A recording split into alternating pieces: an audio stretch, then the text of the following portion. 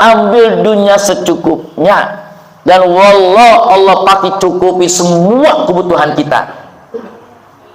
Kalau ada mungkin keinginan yang belum dicukupi. Kalau keinginan itu terlalu banyak nafsunya, terlalu banyak dunianya. Tapi kalau kebutuhan, Allah tahu kok dia butuh untuk aktivitas ibadah, dia butuh untuk aktivitas amal saleh, Allah kasih.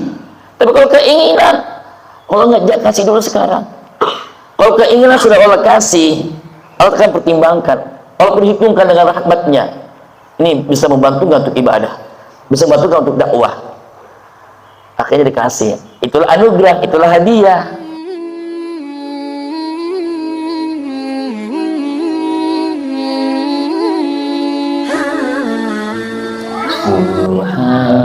Subhanallah, alhamdulillah, wa la ilaha illallah, Allahu akbar, subhanallah, walhamdulillah, wa la ilaha illallah,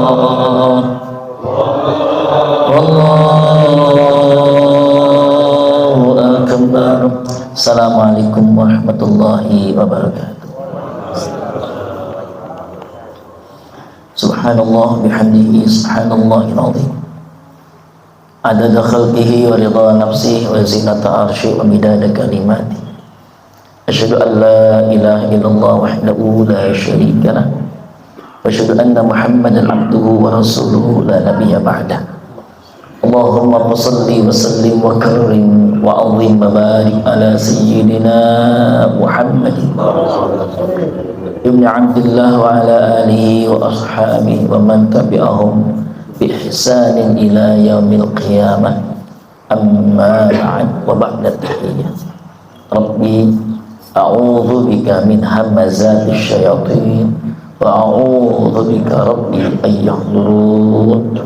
Subhanaka la ilma lana illa ma 'allamtana innaka antal alimul hakim. La haula wa la quwwata illa billahil aliyyil azim. Para asatidatul kiram, al-a'izzah, al-ahibba, al-mukarram, para asatidat wan guru, para masyayikh, akhina al-mahbub, at-ta'ilallah, Ustaz Syarifuddin, Ustaz Haji Saifullah, Ustaz Haji Baihaqi, dan semua para asatidat yang mohon maaf tidak tertata satu persatu, namun tidak mengurangi rasa hormat, mahabbat, ta'zim kami kepada seluruhnya. Ahli bunda ikhtul iman, saudara-saudariku yang dicintai Allah, mari kita hantarkan taklim kita dengan baca surat Fatihah. Kita mohon kepada Allah, Al-Fatihah yang kita baca membuka pintu rahmat Allah Subhanahu wa ta'ala, menggerakkan ilmu dengan amal. Allah kuatkan akidah kita, Allah ikhlaskan di setiap amal dan ibadah kita. Allah bahagiakan kita semua, bahagia di sini di dunia, sempurna bahagia nanti di sana dalam jannah surga Allah Subhanahu wa ta'ala. Ala hadiniya wa ala kutussalah. Al-Fatihah bil qabul tamam bi kulli su'in maqbul. Wassalat isyan dhahiran batinan dafi'atan li kulli syarr jalibatan li kulli khair. Lana wa li walidina wa li auladina wa li jama'atina. Khasalim alif hadzal kitab mata'ana bi tuli hayatihi wa nafi'. Al-Fatihah. A'udzu billahi minasyaitonir rajim. Bismillahirrahmanirrahim. Alhamdulillahirabbil alamin arrahmanir rahim maliki yaumiddin. Iyyaka na'budu wa iyyaka nasta'in ihdinas siratal mustaqim siratal ladzina an'amta 'alaihim ghairil maghdubi 'alaihim waladdallin amin. Qala al-musannif rahimallahu ta'ala wa nafa'ana bihi wa fi 'ulumi fid dharain. Penulis kitab ini berkata, wal maqalatu salisatu wal 'ishrun, maqalah yang ke-23. Al-Abdullah ibn al-Mubarak radhiyallahu anhu, dari Abdullah ibn al-Mubarak. Beliau adalah gurunda dari Syekh Muhammad ibn Idris Asy-Syafi'i atau Imam Syafi'i, yang mengajarkan banyak tentang bagaimana hidup tasawuf, tasawuf yang amali. Tasawuf ada teori, ada tasawuf praktek. Dan Abdullah ibn Mubarak adalah sosok sufi yang berjalan, sufi yang lekat dengan ilmu Al-Quran Sunnah. annahu qala, bahasanya beliau berkata, inna rajulan hakiman, sungguhnya ada seorang pemuda ahli hikmah, wa huwa may ya'riful umur, orang yang tahu banyak hal karena kekuatan batinnya, jama'a al-ahadisa fakhtara minha, pernah mengumpulkan beberapa hadis lalu kemudian memilihnya, arba'ina alfan, 40.000 hadis dikumpulin, dikoleksi sampai 40.000, berarti ini ahli hadis, muhaddis. Thumma ikhtara, kemudian dipilih lagi, minha, dari arba'ina alaf, arba'ata alaf, 4.000, dari 40.000 diperas lagi menjadi 4.000.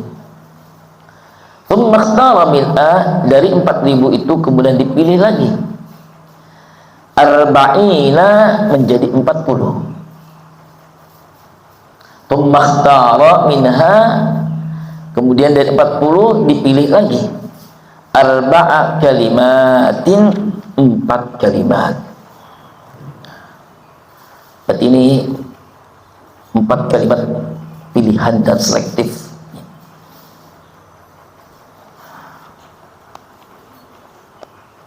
Ihdahunna, di antaranya, la tasqinna bi imra'atin ala kulli halin, jangan sepenuhnya kau serahkan urusan kepada perempuan, ala kulli hal, atas segala sesuatunya.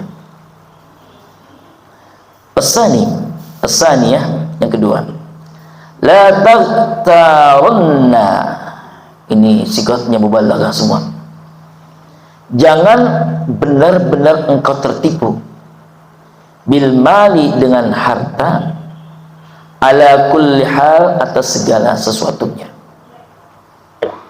jangan money oriented. Wasalisah, la tahmil ma'dataka ma la tutiqu, jangan engkau isi perutmu sesuatu yang tidak sanggup menanggungnya atau mencukupinya, di luar kemampuan, ma la tutiqu. Wal rabi'ah, la tajma' minal ilmi ma la yanfa'uk, jangan kau kumpulkan ilmu yang tidak ada faedah atau manfaatnya untuk dirimu. Qala musannif rahimahullah, ini menjadi bahan renungan kita semua, ya. Menjadi bahan pembelajaran bahwa sekelas para ahli hadis saja yang punya konsen hidupnya mengoleksi, mengumpulkan dari sekian banyak hadis-hadis Nabi yang tersebar, lalu memilihnya. Kita ingat dulu ya guru, saat waktu kita belajar di kampus, bagaimana belajar hadis. Orang belajar hadis itu seperti mencari jarum di jerami. Jarum dilempar, lalu di jerami yang sekian banyak itu masuk. Dan kita tuh diminta mencari jerami itu, mencari jarum itu. Seperti itulah kita belajar hadis. Saking susahnya, saking sulitnya, saking beratnya. Al-Quran jelas, tapi kalau sudah hadis, ada matan, ada sanad. Sanadnya tumbuh sampai ke Nabi. Di bawah Nabi ada siapa yang pernah mendengarkan hadis itu? Di bawahnya ada siapa lagi? Di bawahnya siapa lagi? Ketika mendengar ada siapa saja para sahabatnya. Dari para sahabatnya kepada siapa saja. Saking beratnya belajar hadis.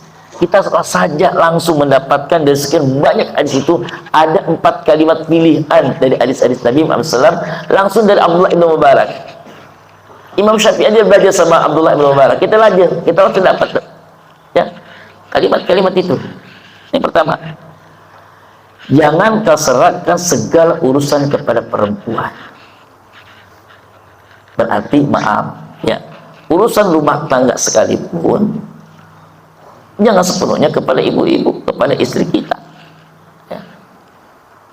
Lebih lagi, maaf, dalam konteks nasional, kenegaraan, pemerintahan, kalau segala halnya diserahkan kepada perempuan, Perempuan secara kodrati ada batasnya, ada batas kemampuan. Sholat saja tidak sepenuhnya sebagaimana laki-laki kita pun sholat. Perempuan ada liburnya, ada masa jedanya. Itu adalah hal yang nggak bisa dipungkiri. Ada masa lemah bagi seorang perempuan. Maka maaf, ketika ada seorang suami bantu urusan di rumah, ya, dia mau mencuci piring, dia mau mencuci baju, bahkan dia mau mengepel, bergantian mengasuh anak. Wallah, dia sedang menghidupkan sunnah Rasulullah Muhammad SAW. Rasul saja sampai mau menjahit baju beliau. Rasul saja sampai tidak mau mengetuk pintu rumahnya ketika pulang dari dakwah, ketika malam hari takut terbangun istrinya. Betapa sangat memuliakan perempuan. Ya. Akhirnya maaf, kalau kemudian laki-laki berpikir panjang, kalau seluruhnya diserahkan kepada perempuan dan ada masa lemah, titik lemah itu yang kita hindarkan, maka ambillah porsi itu kita sebagai laki-laki. Ada ruang diskusi, ada ruang musyawarah. Ketika misalkan masalah mengatur tentang keuangan rumah tangga, diskusilah, ya. Obrol, ini akan punya ruang apa? Akhirnya apa? Nyaman kita. Ya. Insya Allah. Yang kedua, jangan sekali-kali kita istilahnya di sini. Hari-hari kita, waktu-waktu kita fokus dengan harta, fokus dengan money. Ketika kita melepaskan pikiran kita dari urusan uang dan uang, wallah, itu ada satu kekuatan yang akhirnya kekuatan itu memberikan semua jadi mudah. Ya, ikhwah, ketika kami dapatkan kemarin perjalanan spiritual ketika umrah, wallah, ketika mikirin kita enggak, aduh, kalau ini bagaimana ya, ini bagaimana, sudah dilepas saja. Ketika melepas urusan dunia itu, wallah, akan datang banyak urusan-urusan dunia kepada kita. Ya. Kemarin guru kita Saifullah saat haji, beliau di mobil, di bis menyampaikan tentang beliau sedang membangun pesantren. Alhamdulillah, berkat pesantren beliau ada, ya, dapat kiriman. Ya, jangan pernah bertransaksi dengan dunia yang akhirnya kita terikat hati dengan dunia. Lepas saja. Masya Allah, itu banyak sekali datang, banyak sekali. Kalau itu memang kebutuhan harus dikeluarkan, keluarkan. Nanti akan datang apa gantinya dari Allah. Saya pernah bercerita ke Ustaz Arifin ketika saya sedang diuji oleh Allah. Saya harus menyiapkan uang 46 juta. Anak saya tidak di-cover sakitnya oleh prudensial. Karena kategori sakit anak saya sakit kritis. Mungkin sebagai agent, anak nggak mungkin penyakit kritis, tapi ternyata penyakit kritis tidak di cover.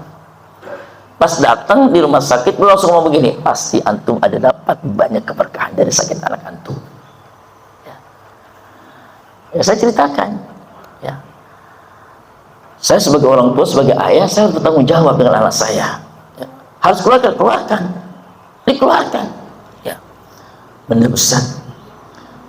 Ini Ustaz datang, bukan hanya 46 juta sudah di-cover oleh orang. Ustaz sebelum datang, ada orang datang. Saya pernah menyampaikan saya butuh uang 20 juta lagi ketika itu. Ya, saya sudah mau masuk. Ya, saya minta rencana mau pinjam. Dalam Islam boleh pinjam, dalam Islam boleh hutang.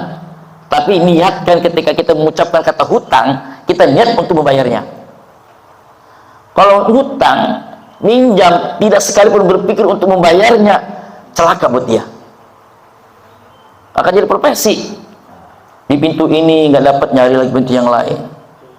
Ketika dia menjatuhkan niat, saya pengen pinjam, saya pengen utang, hati langsung digelorakan, ya Rabb, beri kekuatan hamba untuk membayarnya. Saya niat untuk berhutang, pinjam untuk anak saya bisa keluar dari rumah sakit.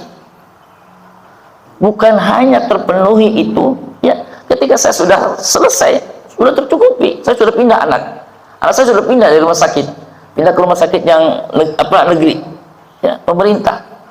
Masih datang, Ustaz, ini Ustaz kemarin mau pinjam ya. Bunda, sudah cukup, saya sudah ada. Alhamdulillah sudah selesai Bunda, saya sudah pindah anak saya. Ustadz, anak Ustadz pasti akan besar biaya perawatannya. Ini untuk Ustadz saja.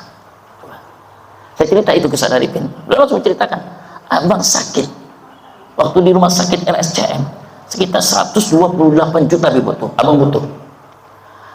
Pas abang pulang dari rumah sakit, bukan hanya 128 yang dibayarkan oleh orang, abang dapat lebih 120 juta. Ikhwah, kalau kita pikirannya jangan pernah penuh dengan harta dan harta, wallah ada cara Allah untuk bukakan ruang-ruang rezeki untuk kita. Lepas saja. Ya. Tapi sekali-kali jangan zalim, jangan maksiat, jangan berdosa, jangan sakiti orang, jangan zalimi orang. Ya. Kalau orang sudah niatnya menyakiti orang, menzalimi orang, ya, kemudian akhirnya dia terus menumpuk-numpuk hutang, wallah celaka buat dia. Pulang umroh berkah, alhamdulillah. Ya, saya semua sekedar nge-share. Ya, kebutuhan ini ada. Cara Allah begitu indah, ikhwah. Dan percayakan segala sesuatunya dengan takdir Allah Azza wa Jalla. Jangan sekali-kali hati kita diikat dengan harta. Kalau masih perhitungan dengan harta, wallah celaka dia. Lepaskan saja. Ya.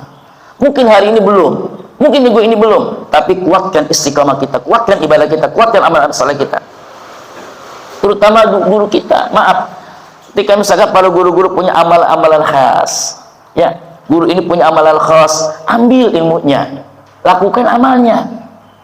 Kita dapat dari guru kita ada 7 surah, ya, ada 7 sunnah.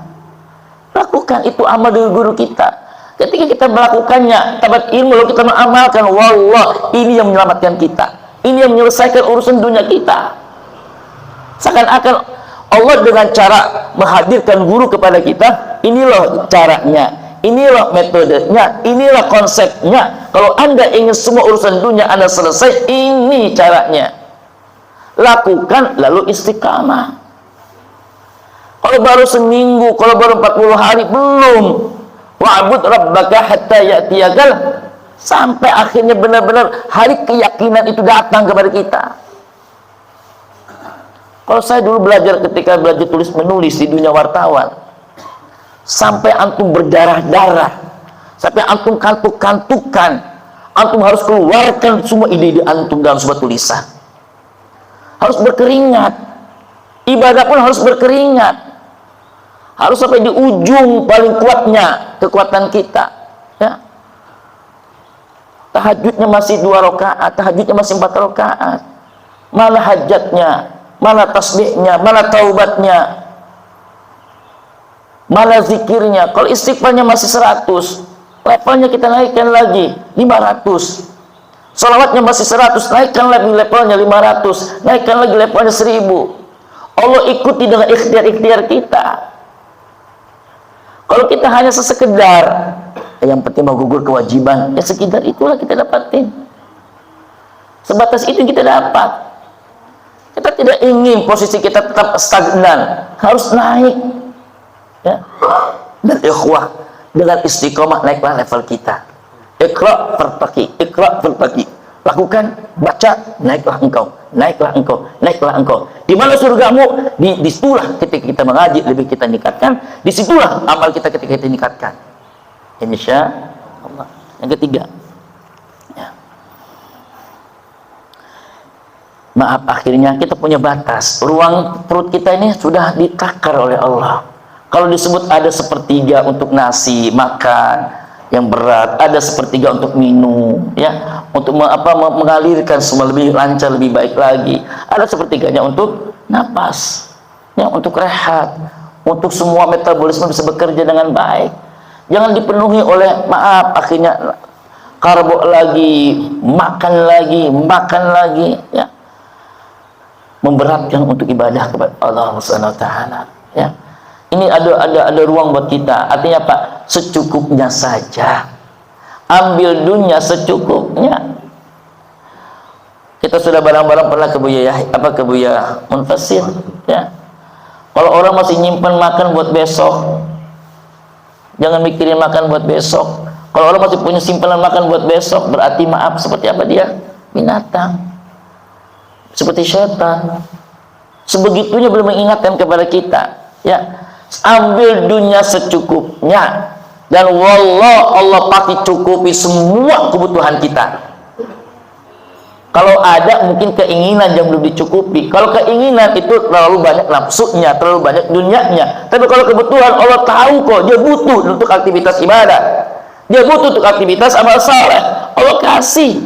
Tapi kalau keinginan, Allah ngajak kasih dulu sekarang. Kalau keinginan sudah Allah kasih, Allah akan pertimbangkan, Allah perhitungkan dengan rahmatnya. Ini bisa membantu nggak untuk ibadah, bisa membantu nggak untuk dakwah. Akhirnya dikasih. Itulah anugerah, itulah hadiah. Dan Allah akan kasih hadiah.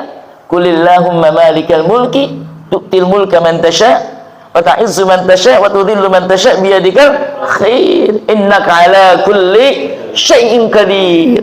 Allah teramat berkuasa dengan segala sesuatunya. Insya jadi takar saja, makan secukupnya, minum secukupnya, ya. Jangan setiap minggu besok kita makan di mana, besok kemana, orientasinya ke sana. Sudah, ikutin aja jalur. Kalau memang harus keluar, kita ingin bahagiakan orang, keluarga kita, orang tua kita, kita ingin bahagiakan anak kita, kita bahagiakan istri kita, ayo bareng-bareng begitu. Akhirnya Pak, enak, nikmat. Insya Allah. Akhirnya apa? Kalau ilmu yang kita kaji dan itu adalah penuh dengan maslahat, kemanfaatan dunia akhirat, kejar. Namun kalau tidak ada manfaatnya sekali-kali untuk ibadah dan amal soleh, berhenti, stop, kif. Ya. Ilmu lagi ramai pesulap merah. Tuh. Ada ilmunya, betul ada. Saya pernah ikut 9 kali pertemuan dalam kajian NLP yang bayarnya 21 juta. Alhamdulillah jamaahnya membayarkan. Ya. Di Sarina saya belajar bagaimana menghipno orang, ya, menghipno orang yang kayak model uya-kuya itu diam, lalu ngikut dengan alam sadarnya. Alhamdulillah pas belajar 2 materi bagaimana menghipno orang, ini dikasih jadwal banyak banget. Harusnya saya masuk kelas, ya, saya bingung antara belajar sulap apa ngisi pengajian. Diskusi itu sama istri. Kata istri, ngaji, zikir, orang mau berkat, katanya. Udah belajar aja, apa ngaji aja. Akhirnya 2 pertemuan saya nggak ikut, dan itu adalah belajar tentang sulap. Alhamdulillah Allah selamatkan saya untuk tidak belajar sulap. Ya, belajar tentang hipno. Ya, kalau alam apa kalau punya rencana lain saya nggak tahu. Ya, tapi saya ingin menyampaikan, kalau ilmu tidak ada manfaatnya banget buat meningkatkan iman dan ketakwaan kita kepada Allah, jangan kejar. Ya. Ini ada apa pernyataannya Imam Syafi'i. Ilmu yang paling harus kita kejar itu ilmu pertama tauhid, ilmu ibadah, ilmu fikih. Fikih saja banyak, ada fikih ibadah, ada fikih muamalah, ada fikih mulakahat, ada fikih sia-sia. Udah pernah belum kita belajar kayak begitu? Kalau belum belajar, ya. Bagaimana ilmu tasawuf, ilmu akhlak, ilmu adab, ada terhadap istri suami, ada terhadap tetangga, ada terhadap keluarga, ada pelajarannya, ya. Ya, tahabu,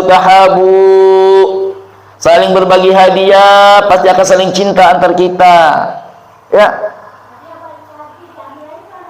Insya Allah, ya. Jadi ternyata, ya, hati yang sudah kita lepaskan untuk baiknya, pengen bahagia banget di dunia, pengen bahagia kelak nanti di sana, dia akan senantiasa saling berbagi. Insya al-ihtimam, al-iman al-ihtimam. Karena ukuran keimanan itu pada care-nya kita terhadap orang-orang yang tinggal di sekitar kita. Ya. Care banget gitu, peduli banget. Insya Allah karena sering berbagi hadiah akan jatuh cinta antar kita. Insya Subhanallah walhamdulillah.